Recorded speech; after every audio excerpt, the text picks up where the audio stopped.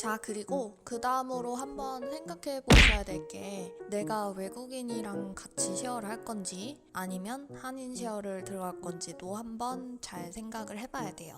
그래야 이 호주 나라 같은 경우에는 거의 대부분이 한국 분들이랑 쉐어를 할 수 있게 한인 쉐어가 많이 올라와 있는 거고, 나머지 알려드린 그런 사이트들에서는 주로 외국인 쉐어가 많아요. 그래서 제가 일단 제가 겪었던 것들을 통해서 외국인 쉐어랑 한국인 쉐어의 그런 장단점을 한번 생각을 해봤어요. 다들 아시다시피 외국인 분들이랑 살면은 어쨌든 이제 내가 의사소통을 할 수 있는 언어는 무조건 영어니까 저의 영어 실력이 어떻게 해서든 뭐 서바이벌이든 뭐든 향상이 많이 되겠죠. 그리고 또 하나 다른 장점은 이렇게 말을 해도 될지 모르겠는데 다른 문화 체험을 할 수 있어요. 예를 들면은 만약에 내가 호주 사람이랑 같이 살고 있다. 그러면 호주 사람이랑 살면은 이제 그 사람들이 집에서 여가 시간에 TV를 만약에 보잖아요. 그러면 그 친구들이 TV를 어떤 프로그램을 보는지 그것도 이제 같이 보기도 하고, 그 프로그램을 같이 보면서 또 이 대화를 하다 보면 이 친구들은 이런 가치관을 갖고 있고 뭐 이런 생각을 하는구나, 이런 상황에는 이렇게도 생각할 수 있구나, 그러면서 약간 문화가 이런 식으로 다를 수도 있구나 느껴볼 수도 있고, 또 그 친구들이 쉬는 날에는 뭐 호주에서 도대체 뭘 하고 지내는지, 만약에 친구들이랑 같이 파티를 하게 되면 파티는 여기서는 뭐 이런 식으로도 하는구나, 그 친구들이 삼시세끼를 도대체 어떤 걸 먹고 사는지 다양하게 그 사람들, 그 친구들의 사는 모습, 사는 방법, 그런 걸 알아볼 수 있는 그런 많은 계기가 돼요. 꼭 호주 친구들 아니더라도 다른 나라 친구들이면 이제 밥을 뭘 해먹고 사는지, 요리는 어떻게 하는지 또 알아볼 수도 있고요. 근데 외국인 친구들이랑 살면 단점이 있는 게, 한국 사람들은 집 안에서 신발을 안 신잖아요. 그리고 만약에 신발을 신더라도 실내에서 신는 실내용 슬리퍼만 신고 일단 그런 식으로 갈아 신잖아요. 집에 들어오면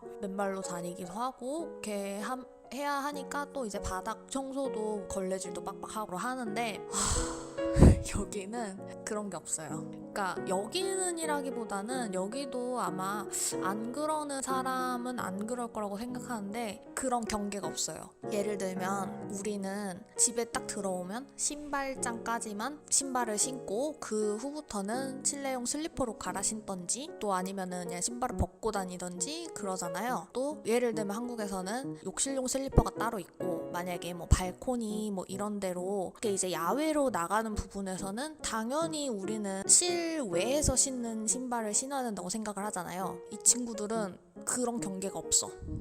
저도 이제 집에 친구를 초대해보면 우리 집에서는 신발을 벗어야 돼서 신발 좀 벗어줄래? 내가 슬리퍼를 줄게 하면은 안 신는다고 하는 친구가 있어요. 난 괜찮아, 맨발로 괜찮아 라고 해서 저희 집에서 돌아다닌 다음에, 저희 집은 포싸움이 막 왔다 갔다 하거든요. 그래서 걔가 발코니에다 똥도 싸놓고 막 이래요. 그러니까 그냥 밖에 실외랑 다름이 없어. 근데 어쨌든 집 안에 있는 공간이잖아요. 집에 딸려있는 공간이니까 얘는 그냥 맨발로 그 포섬 똥 있고 비 오면 비 있고 막 이런 데를 그냥 맨발로 나가는 거예요.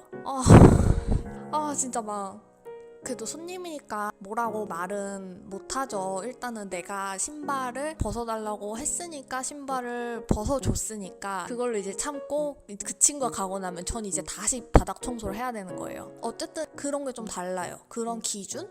그런 게 다르고, 또 다른 단점은 한국인 쉐어를 들어가면 보통은 이제 뭐 빌 포함하고 뭐 제공하는 게 이것저것 많고 가구가 무조건 기본으로 딸려와요. 근데 이제 외국인 친구들이랑 쉐어를 하면 보통 만약에 이 집에 3명이 산다. 그러면 그 3명이서 나오는 공과금 있죠. 전기세, 가스비, 수도세, 이거는 어떤 거는 내기도 하고 어떤 건 안 내기도 해요. 셋이서 나눠서 내야 돼요. 인원수에 따라서 n분의 1. 그러니까 추가로 들어가는 비용이 있는 거예요. 이게 뭐 단점이라고 하면 단점이겠죠? 또 가구 없이 그냥 방만 쉐어를 놓는 경우도 있어요, 외국인 애들은. 그러면 가구도 사야 되고 뭣도 사야 되고 사야 될 것도 많고, 그걸 또 조립을 하려면 내가 조립을 해야 되고, 물론 돈을 주고 이제 조립해줄 사람을 구하는 경우도 있지만 여기는 인건비가 비싼 나라니까 진짜 비싸요. 그러니까 이제 보통 가구를 사면 또 그걸 또 내가 조립을 해야 된단 말이에요. 그리고 마지막으로 외국인이랑 쉐어할 때 있는 단점은 내가 한국 음식을 맘대로 먹고 싶은 대로 못 먹을 수 있어요. 예를 들면은 김치나 된장찌개 같은 경우는 이제 한국 음식 중에서도 냄새가 되게 강하잖아요. 그래서 이런 음식 냄새를 못 참는 친구들이 있어요. 뭐 예를 들면은 제가 예전에 같이 살았던 호주인 집주인 같은 경우는 자기가 그러더라고요. 김치를 먹는 건 좋아하지만 냄새는 못 참는다고요. 예전에 김치를 냉장고에다가 넣어놨던 적이 있는데, 그 친구가 너 김치 다른 집 냉장고에 혹시 보관할 수 있냐고 그렇게 연락이 온 거예요. 자기가 김치를 먹긴 하는데 맛있는데 냄새를 못 참겠다는 거예요. 이게 무슨 말인지 싶긴 하지만 어쨌든 같이 쓰는 공용 공간에서 못 참는다고 하니까 당연히 이렇게 그 친구가 원하는 대로 해줘야겠죠. 뭐 그 친구가 불편하다고 하니까. 그래서 다른 집에 그 김치를 그냥 갖다 드렸어요. 왜냐면 어차피 뭐 다른 집에다가 보관만 해놓으면 뭐해. 내가 집에서 먹고 싶을 때 못 먹는다는 얘기잖아요. 미리 그 집에 연락을 해서 김치를 받아와서 이렇게 해야 되는 거니까. 그래서 그 후로는 그 집에 살면서 김치를 먹어본 적이 한 번도 없어요. 그리고 물론 김치도 그렇고 된장찌개는 그래서 아예 시도조차 해보지 않았어요. 된장찌개도 이게 냄새가 은근 많이 나니까. 그래서 그런 것도 뭐 웬만하면 잘 안 먹게 되고 못 먹죠. 아무튼 뭐 이런 단점이 있고요. 이게 뭐 어떤 분들한테는 되게 큰 단점이 될 수도 있고, 또 어떤 분들한테는 아무것도 아닌 게 될 수도 있죠. 근데 이게 또 사람마다 또 다른 게, 제가 다른 외국인 친구들이랑 살았을 때는 그때는 막 냉장고에 제가 파김치도 넣어놓고 먹고 김치 그냥 넣어놓고 먹고 막 김치찌개도 끓여 먹고 이렇게 했었어요. 근데 이제 그 친구들도 그거에 대해서는 별말을 안 하더라고요. 뭐 어쨌든 이런 단점이 있고요. 그리고 다음으로 이제 소개해드릴 거는 한국인 쉐어를 하면 있는 장점들에 대해서 제가 알려드릴게요. 일단은 외국인 쉐어의 단점이었던 그런 청결 지수에 관한 건데, 아시다시피 한국 사람들은 진짜 깔끔한 편이에요. 일단 실내에서 신발을 안 신는다는 것만으로도 그게 사실 되게 깔끔한 거거든요. 깔끔해요. 다른 외국인들이랑 살다가 한국인이랑 살면은 진짜 깔끔하다 약간 이런 느낌 들어요. 그래서 한국 사람들은 대체적으로 깔끔한 편이고, 그리고 또 이제 앞서서 말씀드렸다시피 한국 사람들이 쉐어를 한다고 방을 내놓을 때는 대부분이 이제 모든 비를 포함하고, 또 가구가 있는 방을 주로 내놓고요. 그리고 그런 거 말고도 뭔가 더 엑스트라로 제공을 하는 것도 있어요. 예를 들면 이거는 진짜 다 다른데, 아예 이런 걸 제공 안 하는 집도 있긴 있어요. 근데 보통은 어떠냐면 휴지를 제공하는 것도 있고 세제를 제공하는 것도 있고 또 뭐 쌀을 제공하는 곳도 있고, 이런 거는 집마다 다 달라요. 그치만 이제 외국인 친구들이랑 살 때는 다르게 제공하는 뭔가가 더 있다. 이것도 장점이라면 장점이죠. 그리고 또 하나의 장점은 뭐 아시다시피 한국 사람들이랑 사는 거니까 한국 음식을 신경 쓰지 않고 내 맘대로 먹을 수 있다. 한국 사람들이랑 사니까 김치도 맘대로 먹을 수 있고 된장찌개도 끓여 먹을 수 있고, 한국 사람들이랑 사니까 다른 한국 음식을 신경 안 쓰고 냄새 신경 안 쓰고 해 먹어도 된다. 그리고 이제 한국 사람들이랑 살 때 단점을 제가 말씀을 드릴게요. 가장 큰 단점은 다들 아시다시피 내가 이제 집에 왔는데 한국 사람들이랑 계속 한국 얘기를 하게 되겠죠. 그게 무슨 얘기든 간에 짧게 하던 길게 하던 간에. 그러니까 뭐 영어 실력이 향상되는 거에는 사실 도움이 안 되고요.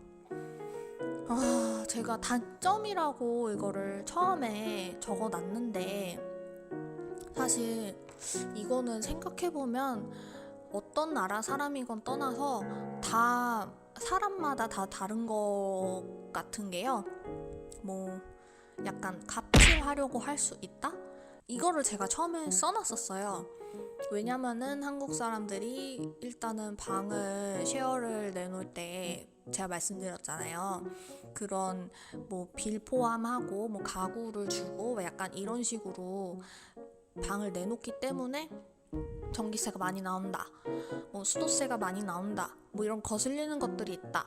그러면은 이게 바로바로 좀 약간 제재가 들어와요. 그러는 데가 많아요. 안 그런 데도 있지만 이거는 진짜 집주인에 따라 다르지만, 근데 제가 또 외국인이랑도 살아보니까 그러는 친구들도 있고 안 그런 친구들도 있었어요. 어떤 친구들이랑 살 때는 그 친구들은 이제 다른 나라 친구들이었는데 그 친구들이랑 살 때도 제가 전기세로 히터 쓰는 걸로 한번 문제가 생긴 적이 있어요. 그 친구가 히터가 있냐? 그래서 아니 나는 히터 없다, 안 쓴다, 전기장판 쓴다. 왜냐고 물어봤더니 뭐 히터가 있으면 뭐 그런 전기세 낼 때 더 내야 된다고 그러는 거예요. 그래서 나는 히터 없으니까 아예 히터 자체가 없으니까 그럴 일 없다 이러고 넘어갔는데 나중에 알고 보니까 걔네는 히터를 쓰고 있었고, 그래가지고 저 막 그 전기세 나온 거 봤는데 이 전기세는 진짜 히터가 없이는 나올 수가 없는 그런 액수인 거예요.